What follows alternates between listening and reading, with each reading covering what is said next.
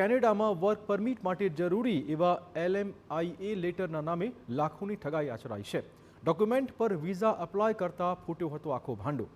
અમદાવાદમાં પિતા પુત્ર અને સસરાની ત્રિપુટીએ કેનેડા વિઝા માટે જરૂરી LMIA લેટર આપવાનું કહીને લાખો રૂપિયા પડાવ્યા હોવાની ઘટના સામે આવી છે। સેટેલાઇટમાં વિઝા કન્સલ્ટન્સીનું કામકાજ કરતા અલ્પેશ પટેલે ઠગ ટોળકીને LMIA લેટર માટે 98 લાખ જેટલી રકમ આપી હતી, પરંતુ ટોળકીએ બોગસ LMAI લેટર મોકલી આપ્યા હતા। આ લેટર પર વિઝા અપ્લાય કરતા જ ભાંડો ફૂટી ગયો।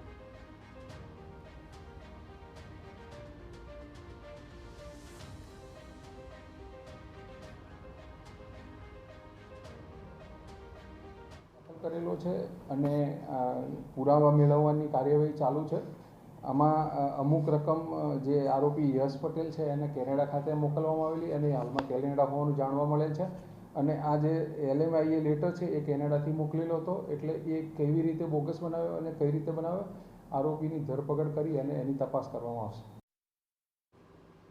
પોલીસ તપાસમાં સામે આવ્યું છે કે નકલી LMAI લેટર બનાવીને ઠગાઈનો માસ્ટરમાઇન્ડ યશ પટેલ છે, જે કેનેડામાં PR ધરાવે છે। આ આરોપીએ પિતા જયેશ પટેલ અને સસરા પદ્મીન પટેલ સાથે મળીને કૌભાંડ કર્યું હતું।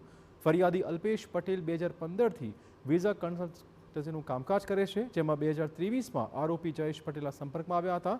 જયેશ પટેલે પોતાનો દીકરો યશ પટેલ કેનેડાના PR ધરાવે છે, એટલે કે કેનેડાના LMIA વર્ક પરમિટ કરી આપશે, જેથી યુવાનને કેનેડાના વિઝા સરળતાથી મળી રહેશે। જે વિશ્વાસમાં ફરિયાદીએ 4 યુવકોના કેનેડાના વિઝા માટે લગભગ 98 લાખ રૂપિયા પડાવ્યા હતા।